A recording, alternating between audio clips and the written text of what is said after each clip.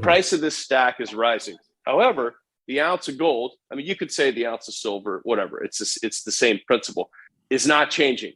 An ounce is an ounce is an ounce. It's never going to change. And I hate to tell you this, but the stack is going to go higher. I mean, you just throw a couple hundred more on there and it keeps growing.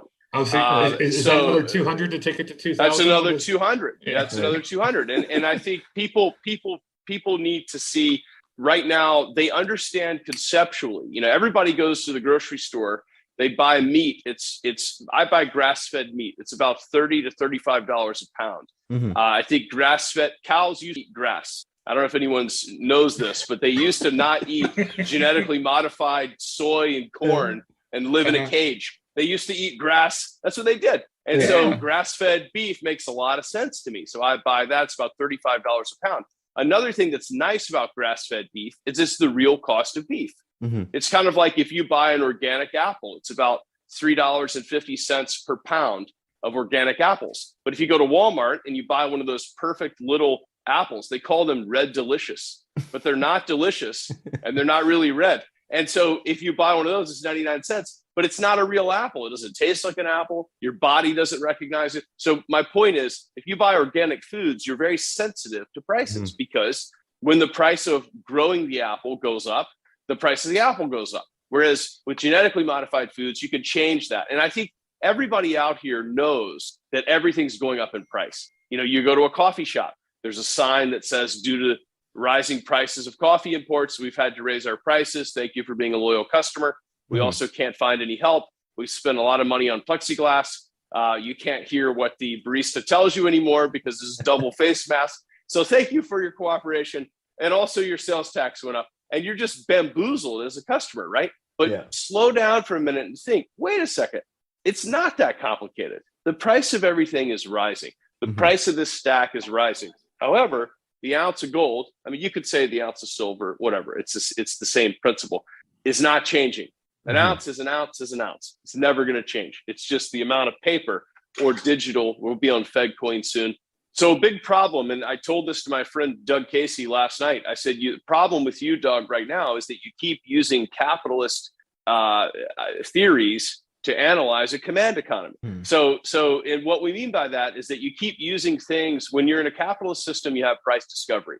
So the fertilizer producer meets the fertilizer buyer in the market. It's very natural. And there's another producer comes in and says, hey, I can get you the urea cheaper than you guys are producing it, whatever. And so, but that's not happening anymore. So now you're in a command economy where you have a carbon score for that producer. And then you say, well, there's a brown trout in the creek near the fertilizer facility. So we'll have to do an extensive investigation. And, some gender confused person with a clipboard goes out there and spends a month, while everything is stopped. Okay. So this is called a command economy.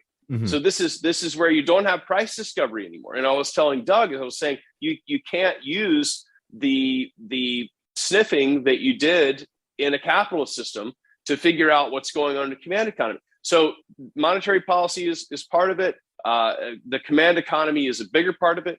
You're seeing policies roll out right now. My partners with Metallo Royalty, which we can talk about later, we've also got a carbon credit royalty company that we're working on that'll come public next year. And it's incredibly interesting. You just had all the elites of the world land in Edinburgh, in Scotland, Glasgow for the COP26. One of our guys went there. Okay, this is great. There were so many private planes that they had to drop people off and fly the plane to another airport and land the plane because the FBO was full. No. So what are they doing at this conference? What they're doing is they're deciding how they're going to handle. Carbon is going to be an existence tax. So everything, when you buy something, you buy the attractive jacket you have on, they'll say, well, that's got a carbon score of 9 because it was, but now this jacket that EB has on, now that was made with post-consumer recycled Pepsi bottles. 2% of it was, okay, like the buttons were. So he gets a lower score, wow. So this is a cheaper jacket because it doesn't have a penalized a metric, that with the carbon. Okay, so that's what we have ahead of us. So part of it, Jim, is the monetary, but part of it is also a command economy. In a command economy, it functions differently than in a capitalist.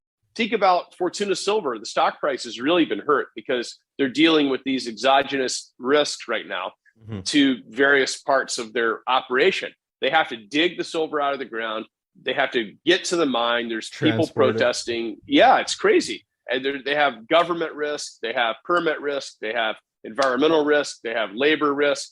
They have raw ingredient risk, like with trucks and oil and all. I mean, oil is about 25% of the cost of mining. Energy is. And now what are they trying to say? If you read the annual reports of the mining companies, they're like, we're going to be all electric vehicles at some point. What? I mean, who's going to pay for it? So imagine what that's going to do to cost. So you're exactly correct that ESG, old ESG, we got to look green. It's not going to go away. Believe me. All the companies have an ESG policy. The World Gold Council has an ESG policy. Everyone has an ESG policy. And if you can't meet it, you have to buy offset credit. That's why we're starting an offset credit royalty company. It's very interesting. This is a huge trend. It's a huge trend. It's a mega trend. In fact, every day that goes by, I'm stunned at how big this trend is. Meanwhile, I've got Metallo over here with hundreds of thousands of ounces of gold in the ground that somebody else is going to dig up over the next 30 years plus. Nobody wants that. So, I mean, it's bizarre, right? I mean, in my opinion, you have that, you have, Nova Royalty, NOVR and NOVRF, that's copper and nickel.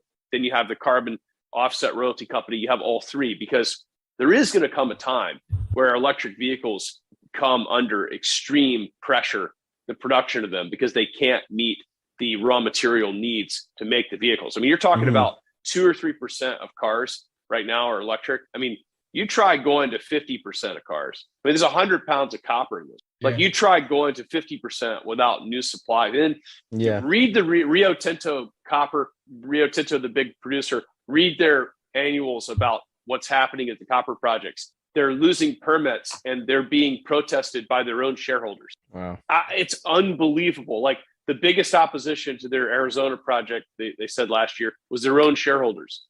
Look, we don't want to get involved in that, but where are you going to get the copper? I can't imagine. Well, I saw there was a picture on Twitter just the other day where someone was showing the interior of the cable that goes from the offshore wind turbine to onshore to bring the electricity onshore. Yeah. It's something like 50 kilograms of copper per meter. Yeah.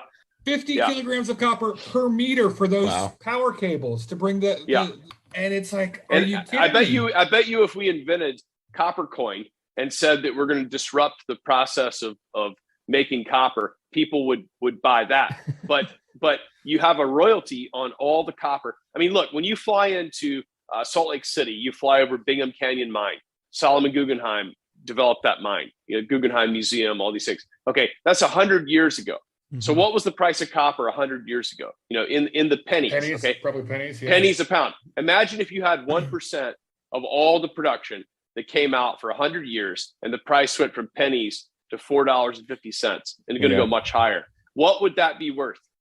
What would that be worth? And so in my book, that's what I'm talking about. Is I'm explaining how this works. It's simple. It's easy to understand. It's you sleep like a baby at night because you say, I don't know what these guys are going to do week to week.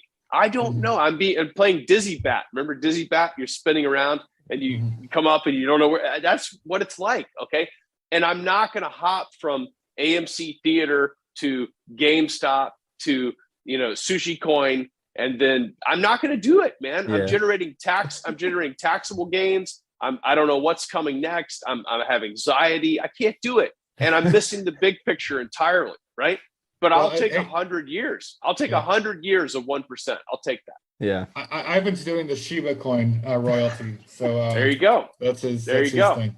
1% of Shiba. Was it Cum Rocket? Can't remember because there's 9,000 on CoinGecko. There's something like 9,000 coins. Which one do you choose? You guys, you got to read the description of these coins. it's inspired by financial freedom. What does that even mean? I mean, how do you have something? It's like if you buy a steak, but you don't get a steak. It's inspired by inspired by grass, inspired by the cows. It's right. I mean, the empty plate, but we say, well, we like the idea of steak. EB, thanks for coming on with our audience. Do you have any sort of any final thoughts for how to, here we are in December, end of 2021. What should people be thinking about for the next few weeks? Just when they look at all the craziness this year? Well, I'll share with you a little secret that I've been doing this for a long time. And one of the things that I do is I realize that the average wealth manager says, hey, you should sell your losers at the end of the year. And so you can offset your taxes. You might have heard this advice before. They always tell you this. And so I know that's coming. And so with my stocks, I'm right now behind me. This is a Bloomberg terminal. I'm watching. And I can see the weakness of people selling to take a loss and doing something else with the money. So it's an abnormal amount of weakness. And this is a time of year where I do the opposite. So I watch when things get weak, and I'm in and taking positions that as soon as the tax loss selling is done, it's almost like a beach ball underwater. Woof, it comes flying back up with extreme force. Before we continue, help us clicking that YouTube like button and subscribe now to our channel. This shows the algorithm that you valued this information. And it helps us spread that message. Sharing is caring. And now, let's continue. Do you want to know one thing about crypto? I made over 3,000% in profit in a few weeks. Fact is, the traditional financial system, the traditional money system makes you poor, not rich. If you want to earn $500,000, $1 million, you have to wait until you're 50, 60, 70 in the traditional financial system, and you probably will still be broke. And you will be old. This is not a sexy combination, as you can imagine. But the question is, how can you start in crypto and make these profits? Where to invest? Where do you start? My name is Gunnar and I'm from Germany, as you can hear, and things are a little bit different in Germany. More about that later on. Fact is, there are lots of different cryptocurrencies. It's a gigantic universe where beginners and professionals get easily lost. But there is light at the end of the tunnel. There are 7 key steps you need to follow to become successful in this market. You have to know them, and if you fail one of them, it's literally impossible to succeed in this market. Just an example, one of the key points is your exchange, and one of the biggest are, for example, Binance and Coinbase. These are trusted and well-established exchanges, but, and this is a big but, you won't find the super profitable coins on those exchanges. The unknown super profitable coins that get gigantic profits are not traded on those kind of exchanges. They are traded on much smaller insider platforms that are barely known. And I can tell you what those super secret exchanges are and why they are so profitable. And another super important thing are the right information sources. The point is, the internet is gigantic. There are hundreds and hundreds of YouTube channels, blogs, pages, and much more. And there are also market makers and influencers. For example, Elon Musk, he is not a crypto guy, but the moment he recommended Dogecoin, it went through the roof, to the moon, so to say. But why did he recommend it? Where did he hear it from? He didn't hear it from newspapers. And believe me, he is listening to someone. But you have to know who, and you have to react before he is reacting. This is really, really important. And these are only 2 of the 7 steps you have to follow in order to be successful in crypto. And if you want to know all of these steps in much more detail, and if you want to have a comprehensive checklist, here's what you should do. There is a link below this video. Click on this link and you will get the opportunity to subscribe to my channel. Click on the link and you will see a video where I explain the next steps. So see you soon. Click on the link now. I'll see you there.